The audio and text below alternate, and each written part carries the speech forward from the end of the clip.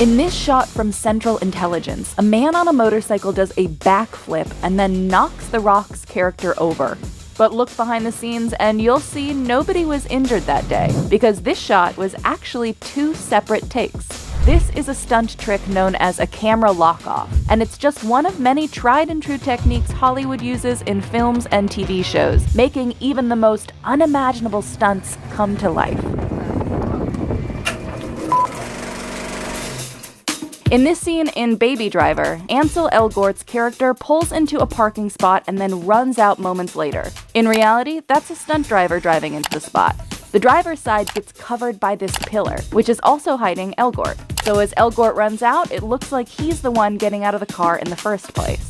This is a trick known as a Texas switch, an in-camera effect in which the actor and their double will actually switch places midway through the action. The move involves close collaboration between the stunt crew, camera crew, and director. Whether it's a whip off of the actual actor to something to come right back to them, you can't just go focused on that person and then put another person in. And the set needs a natural hiding place for the switch to occur, like this rock that Sean Connery is hiding behind in From Russia with Love. The Texas switch isn't just for action, it's even become a comedic staple in everything from The Naked Gun to Scott Pilgrim vs. the World.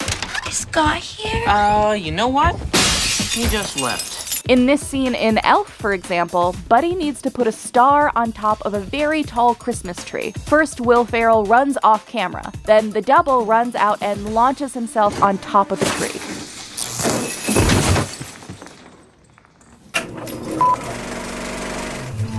Maleficent, Mistress of Evil contained many moments where Angelina Jolie had to perform dialogue in midair. So how exactly did they make it look like she was flying while allowing for her to comfortably and safely act in the scene? They used this device called a tuning fork, which consists of 2 prongs that lock into both sides of the performer's body. The rig is controlled by a steering wheel that is driven by stunt people in blue or green suits who are raced in post-production. Tuning forks were especially useful for the shots where Maleficent hovers in the air, and the steering wheel makes 360-degree turns possible. This was key for scenes where the Fae twist and turn in the air in Maleficent, or when Mulan performs full spins in the air in the live-action remake. You can also see it in action in Captain Marvel, when Carol Danvers realizes her full potential. But the fork isn't a complete replacement for wires, which are still crucial for flight. According to stunt coordinator Monique Ganderton, wire work helped give the character more mobility in Captain Marvel and Endgame. She had two wires on her hips only, because I like them to have freedom in their upper body. And then a guy in a blue suit behind, just kind of puppeteer the leg up so her body can go side to side and then come back up into an upright position. In Men in Black International, a menacing alien tosses Agent H down a staircase. To achieve this violent-looking motion, filmmakers use a trick called a ratchet pull.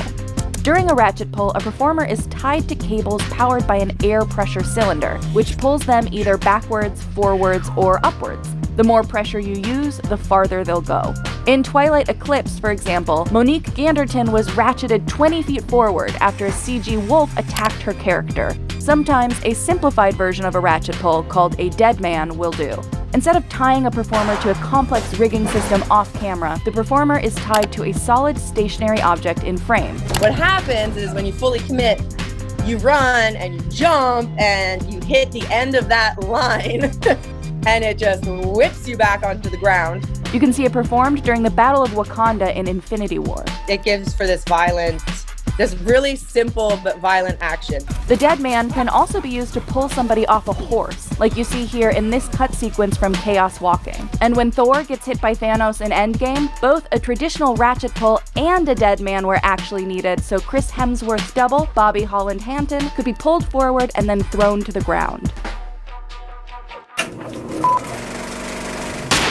Getting a stunt performer to go through glass, like in this scene from The Hunt, requires a lot more force than just a person's body weight. When a character needs to jump or fall out a window, productions use tempered glass, which shatters into tiny harmless bits instead of sharp shards. But the glass itself is so strong, actors would simply bounce off it, as you can see in this gag. So in these moments, the special effects team rigs the glass with explosives, timed to go off the exact moment the performer falls through. By cracking it, you weaken the whole system. In the hunt, the doubles were attached to a wire that pulled them backwards just as the explosives go off. Exploding glass also helped hoist stuntman Daniel Hargrave out a window in The Accountant. If you look on the ground, you can see how tiny the broken glass pieces actually are. Stunt people are finding efficient ways to update this trick too. In John Wick 2, the character is thrown through a glass sculpture. Basically, the performers had to hit the glass and let the computerized system do its thing. They put 4 charges that were pressurized into the glass. So it was on a pressure system. As soon as that glass pushed against the charger, it had maybe like 1/8 of an inch of pressure on it. So as soon as you'd push through, it would blow.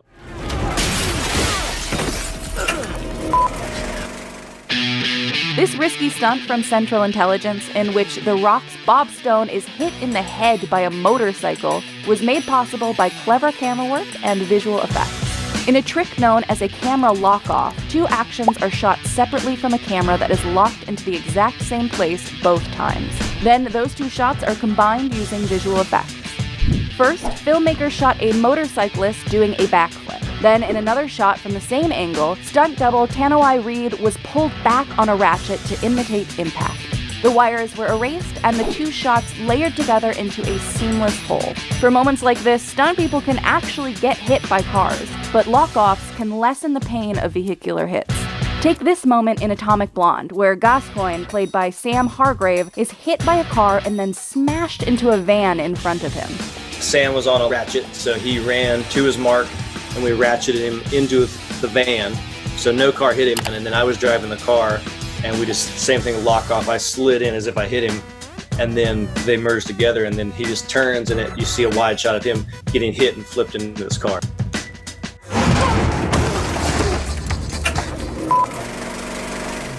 In Underworld, the werewolf Lucian has to run at superhuman speed. And this isn't the work of CGI or camera tricks. It's actually a practical effect called a magic carpet.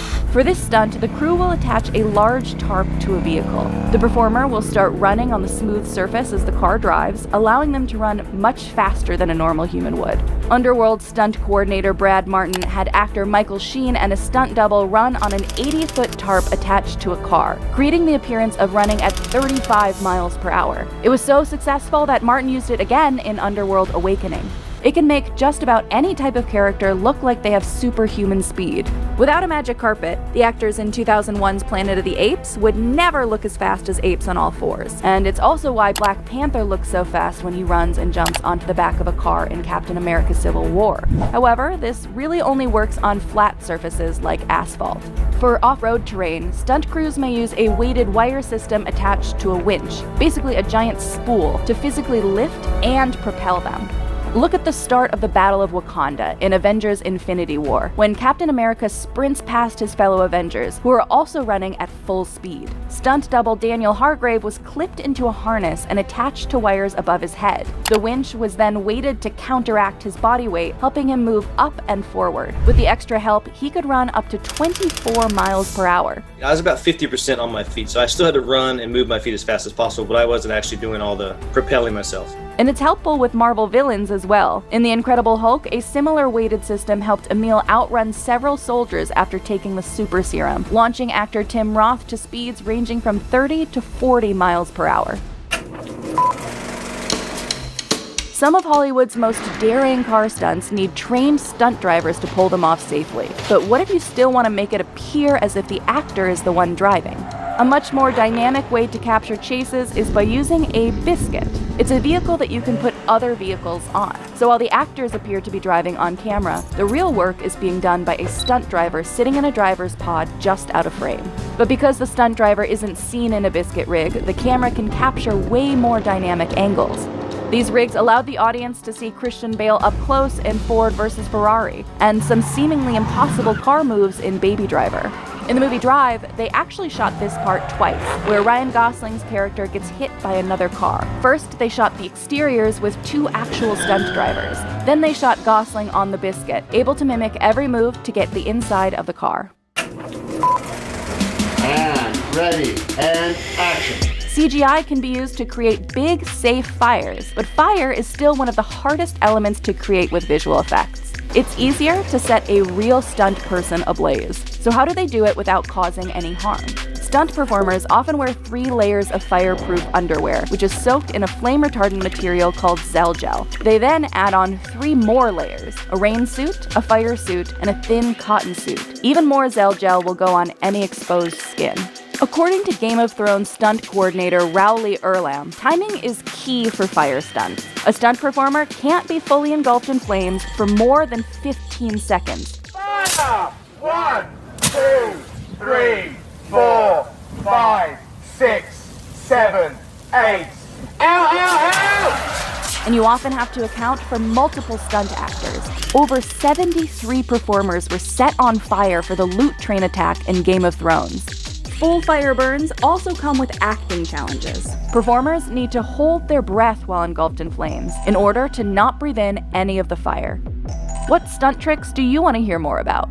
Let us know in the comments.